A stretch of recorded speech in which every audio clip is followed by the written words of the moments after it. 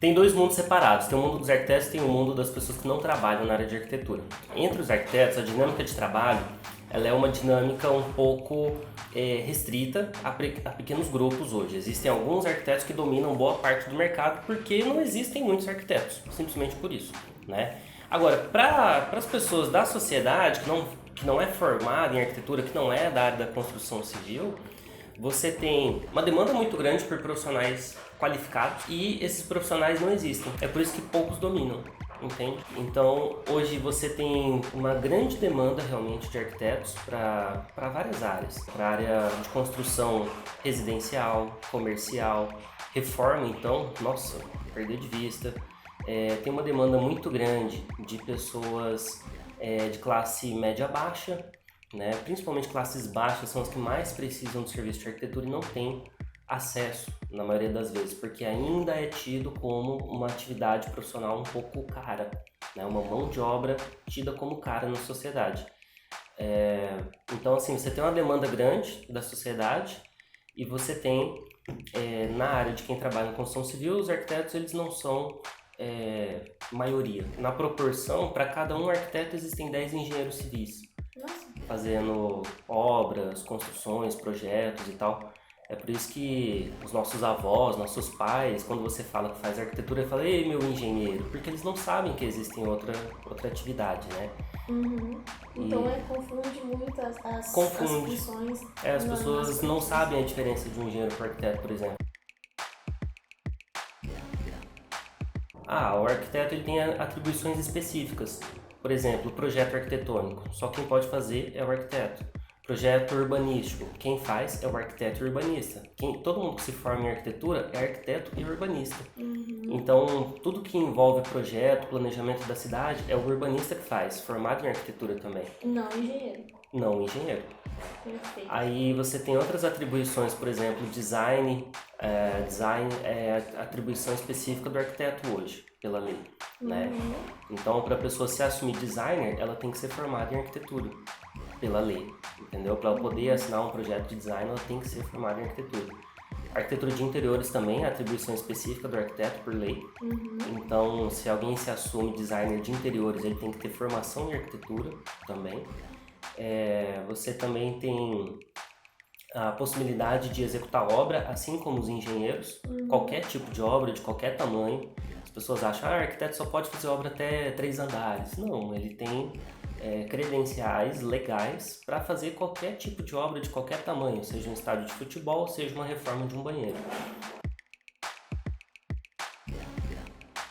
A maior parte, não vou dizer a maior parte, mas uma boa parcela das relações de emprego são informais, principalmente para quem está começando, né? Então, quando você começa a fazer desenho para algum escritório, para algum profissional liberal, você geralmente não tem registro em carteira, porque aquele profissional ele vai te ensinar realmente como que se trabalha naquela área, né? Mesmo eu, quando era bem novo, acho que eu tinha 17, quando eu comecei a trabalhar com desenho, eu tinha 17 anos e eu trabalhava para profissionais liberais, direto, assim, no boca a boca. Eu chegava no arquiteto e falava, eu preciso fazer uma planta aqui. Eu ia lá, fazia o desenho, usando os programas, ele me pagava e tava tudo ok, entendeu? Quando comecei era assim. Até tem um nome, entre aspas, para essa profissão, que é o cadista ou desenhista, né? É muito comum nos escritórios você ter um guri novinho que tá começando, que é só desenhista. Ele só desenha, ele só sabe mexer no programa. Já é o suficiente para você começar a trabalhar na área. Aí depois que você passa desse nível de desenhista, você já começa a ter uma formação um pouco mais abrangente, você pode assumir algumas funções específicas dentro do escritório. Por exemplo, quando você entende bem do projeto, você já consegue fazer detalhamentos que você sabe que são problemas específicos daquele tipo de projeto. Então, eu, por exemplo, sempre trabalhei com com projetos residenciais. Então, conforme você vai vendo os projetos acontecendo, você vê que a maioria das obras residenciais tem um grande problema sobre nivelamento de piso. Então você pode fazer, por exemplo, o projeto executivo, que é uma parte onde você detalha, entre outras coisas, também esse nivelamento de piso. A pessoa, quando vai construir uma casa, muitas vezes não se atenta para o fato do banheiro ter que ser um pouquinho mais baixo do que o resto da casa, porque senão a água vai infiltrar e tal, né?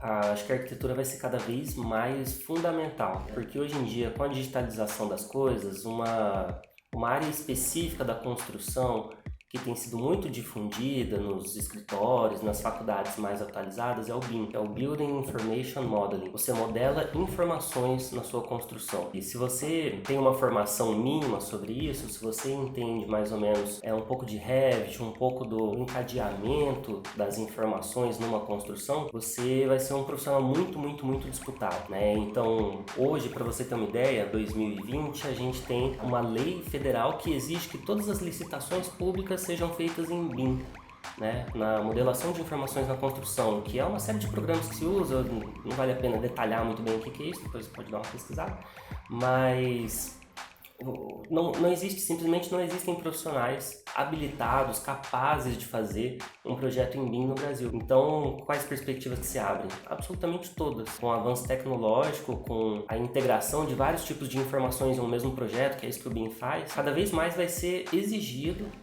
arquitetos, engenheiros e profissionais habilitados a trabalhar num nível de complexidade um pouco maior da construção. Porque antigamente a construção era o seguinte, o cara chegava, riscava um negócio lá no chão, fazia um buraco, erguia as paredes e pronto, estava feito. Hoje em dia, o BIM, ele se preocupa com aspectos sociais, aspectos ambientais, aspectos ecológicos, aspectos culturais. Para você ter uma ideia, projetos na Europa, eles são feitos por um arquiteto habilitado, registrado no conselho lá da região. Depois que o projeto é aprovado pelo cliente, aquele projeto vai ser aprovado pelo conselho do bairro, para ver se o bairro quer aquele tipo de projeto. Depois que o bairro aprova, vai ser enviado para a prefeitura, onde vai ter uma comissão mista, onde vai ter um cara especializado da área de direito, um cara da área ambiental, um cara da área urbanística, para ver se aquele projeto se enquadra para aquilo que a cidade deseja. Então, hoje em dia, não é simplesmente chegar e subir um aparelho. Você tem que submeter, isso é ruim de explicar para a maioria dos clientes, você tem que submeter a sua vontade, o seu sonho a uma série de regras, de leis que já estão postas, né? É um desafio da sociedade atual. Então, o arquiteto ele ajuda a resolver isso. Pré-requisito? Olha, se você tiver um curso, seja de AutoCAD ou de Revit, eu já posso dizer que você está habilitado para começar. Você precisa conseguir fazer um desenho em algum software no Revit ou no AutoCAD, por exemplo, que são as duas plataformas mais usadas hoje no mundo inteiro, não só no Brasil. Não tem assim muitos pré-requisitos. Lógico, se a pessoa for esforçada, se ela for dedicada, tudo isso ajuda. O ideal é que você saiba fazer uns desenhos no computador para que quando você tenha uma experiência profissional com um profissional mais experiente, ele te ensine o porquê que você faz aquele desenho daquele jeito, que ele te ensine as regras de como que os desenhos devem ser feitos e não ficar ali mostrando ponto a ponto, olha, agora aperta o B vai fazer aquilo. Não, isso aí você tem que se dedicar um pouquinho. Existem cursos muito bons hoje que você conclui em 2 semanas, então a faixa de preço desses cursos vai de R$400 a R$900, parcela. Então assim, a barreira de entrada nesse mundo é realmente bem pequena mesmo.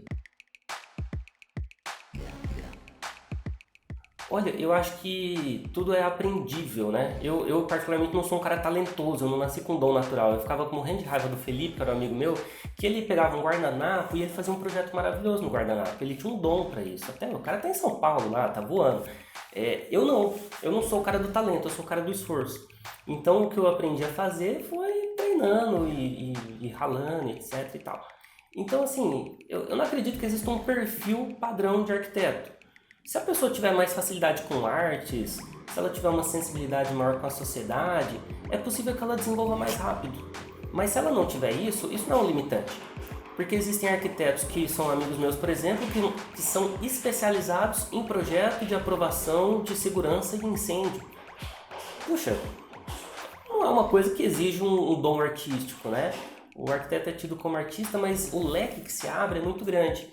Então você pode trabalhar com patrimônio histórico, preservação cultural, você pode trabalhar com design de interiores, design de mobiliário, você pode trabalhar especificamente com execução de obras, você pode trabalhar só com projetos residencial, só projeto comercial. Tem um amigo meu que só faz projeto comercial de loja de shopping. É bem específico. E por que ele chegou nisso? Porque ele foi se aperfeiçoando com o tempo, foi desenvolvendo habilidades, viu que gostava daquilo, entendeu a dinâmica daquele mercado, viu que havia uma demanda. Então, acho que assim, ao longo do tempo, até mesmo na sua carreira, você pode mudar. Né? Hoje, por exemplo, eu estou estudando programação, que não tem nada a ver com arquitetura, mas que eu percebi que foi um gargalo da minha administração do escritório. Né? A questão de lidar com prazos, lidar com fluxo financeiro. Então eu estou estudando isso para resolver uma demanda minha. Então o perfil de pessoa, eu acho que é o perfil disposto a aprender. Esse é o perfil ideal. Porque todo o resto você corre atrás. Obrigado, foi um prazer.